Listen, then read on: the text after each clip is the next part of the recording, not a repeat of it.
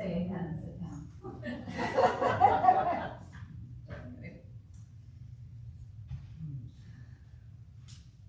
As kids are getting ready to go back to school this week, I started thinking about how much the world teaches us to be in competition with one another.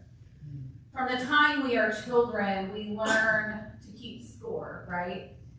Who got the better grade, who made the team, who got picked first, who won the race.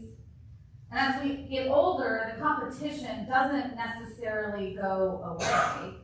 It just gets a little more sophisticated. We compare jobs, houses, vacations, accomplishments, social media, children, ministries, churches, even our faith. And competition isn't always a bad thing. Sometimes competition pushes us to work harder. It can bring out our best. It can motivate us to grow. But then sometimes there's a point when competition stops about becoming our best selves and starts becoming about making sure someone else doesn't get ahead of us. And that's when things can get dangerous. Because when someone else's success starts to feel like our failure, we begin to do things we never thought we would do. We compare, we resent, we gossip, we undermine, we keep score, and throw others into the lion's den. Eventually, we become so focused on beating someone else that we don't realize we are destroying ourselves in the process.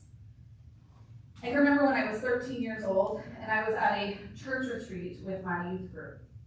And my closest friend at church had spent a lot of time at the retreat with another girl. And I was becoming exceedingly jealous. Why was she hanging out with her? What, was this girl better than me? And instead of welcoming this new girl, instead of making room for her, I became the mean girl. And what's especially painful for me to admit is just the year before, I had experienced my own stint of being bullied. I knew what it felt like to be on the receiving end of cruelty. And yet here I was doing the same thing to someone else. One night of the retreat, we were playing a game that involved running through the camp. And my friend was ignoring me, and I was angry and jealous, and I thought no one could hear me, so I called this new girl a really mean name. But someone did hear me. One of our church leaders was nearby. That night, all of us gathered and talked about what it means to include people, what kindness looks like, and how disappointed he was in whoever had said those words. And I'll never know for certain if he knew it was me, but that moment has stayed with me my whole life.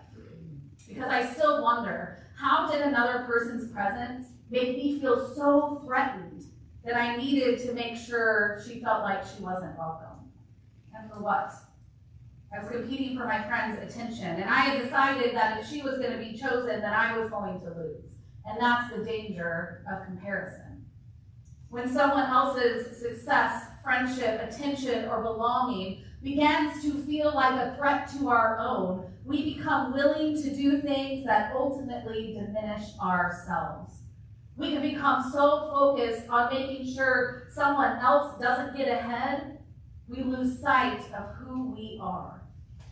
In the previous weeks, as we have looked at the story of Daniel, we have seen where God has stood with the people in the fire, offered warnings about worshiping idols, and today we see something similar, but there's a different piece that really stuck out to me. You see, I knew the story of Daniel in the lion's den, but did you know it was a result of jealousy? Lion's den, and there is Daniel alive. God had delivered him. But you see, the men who had set the trap are then thrown into the lion's den as punishment. And King Darius declares the greatness of Daniel's God.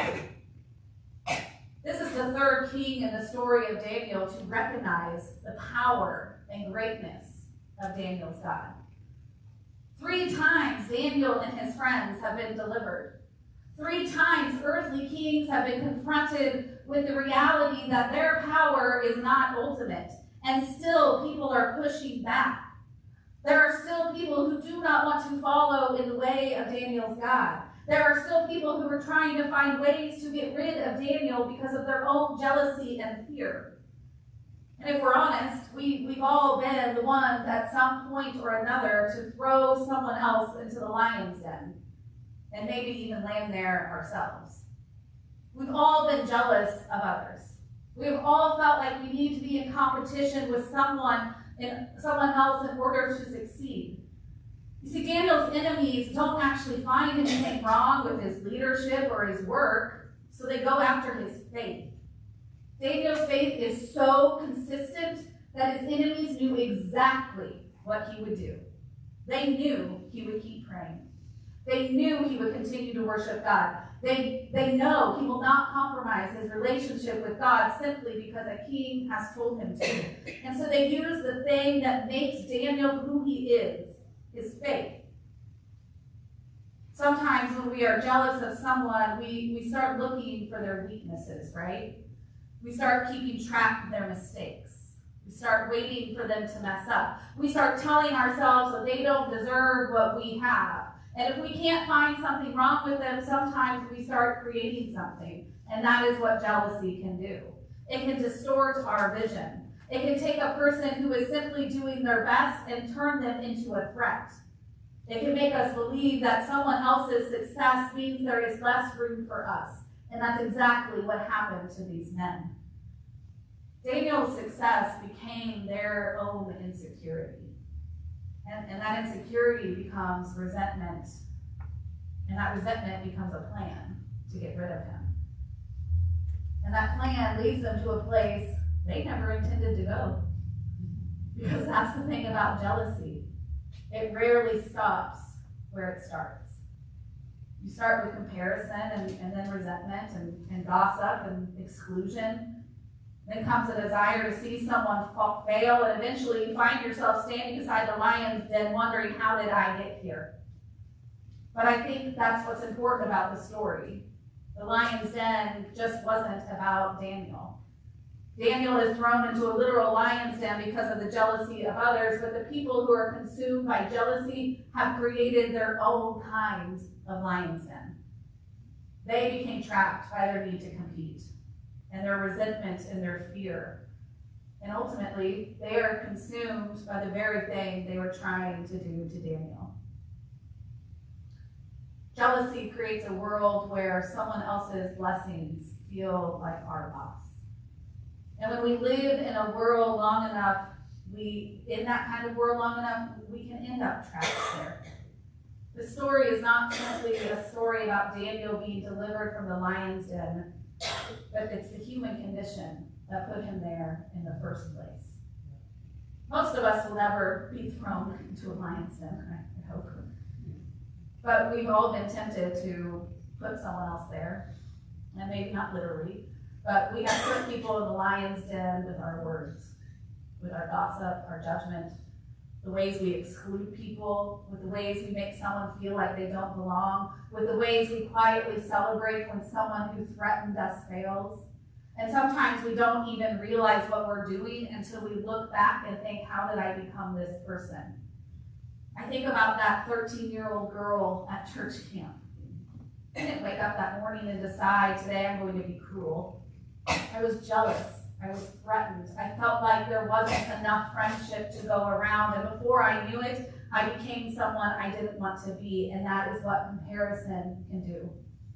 It can convince us that love is a limited resource, that friendship and success are limited, that God's blessings are limited, that if someone else gets more, there must be less for us. But the gospel tells us something different. There is enough. There is abundance. There is grace, there is love, there is mercy, there is room for every single person at God's table. Because God's reign is not a competition. Daniel's success did not mean that everyone else had to fail. Daniel being elevated did not mean that there was less God to go around. And that is something the people around Daniel could not understand. They were living according to the rules of the kingdoms of this world. There are winners and losers, power and weakness. There are people at the top and people at the bottom. And if someone else rises, I must fall. But Daniel is living according to the kingdom of God. where God is sovereign, where there is room for all, where our worth does not come from being better than the person next to us. A kingdom where someone else's blessing is not a threat to our own. And you see at the end of the story, King Darius eventually recognizes it. When Daniel is delivered, he declares that Daniel's God is the true sovereign God, not him. And making people bow down to only him will only hurt others in the process. Darius begins to understand that God's reign is bigger than his. And I think that's what resilient faith looks like, what we've been talking about for the last 4 weeks. It isn't just surviving the lion's den. It's refusing to become the kind of person who puts someone else in the den.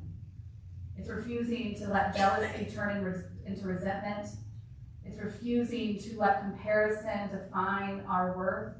And it's trusting that someone else's success does not diminish our own place in God's kingdom, because Jesus comes and reminds us all that there is enough room for every single person.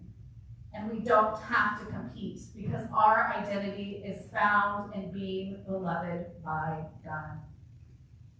And maybe that's the warning that Daniel 6 gives us. Not just don't be the people who threw Daniel into the lion's den, but pay attention to the place where jealousy grows in you. Pay attention when someone else's success really bothers you, or when someone else's belonging feels like exclusion. Because if we aren't careful, the people we are trying to defeat may not be the ones who end up losing. We might be. So maybe the invitation today is to step out of the lion's den we have created for ourselves. Don't keep score. Don't compare yourselves. Stop believing that there isn't enough. Stop believing that another person's success means our failure, because God's reign is not a competition. God's kingdom is not a ladder where only one person can stand at the top. I think of it more like a circle, where all stand together, hand in hand, ready to be a community that welcomes all and grows through love and grace. Because there's room for Daniel and for King Darius. There's room for the person who's different from us. There's room for the person who succeeds when we fail. There's room for all. I think about that 13-year-old girl a little bit differently now. She thought if someone else was chosen, she had lost, right? She thought there wasn't enough friendship to go around. She thought she had to make someone else feel small so she could feel secure, but she was wrong. And maybe we are wrong when we live that way too. Because the God Daniel trusted is not a God of scarcity. God is saying there is room. There's room for you, there's room for them, there's room for all of us. And resilient faith is trusting that there is enough, and that every single person is worthy, beloved, and belongs. Thank you, sir. Amen. At this time, we invite the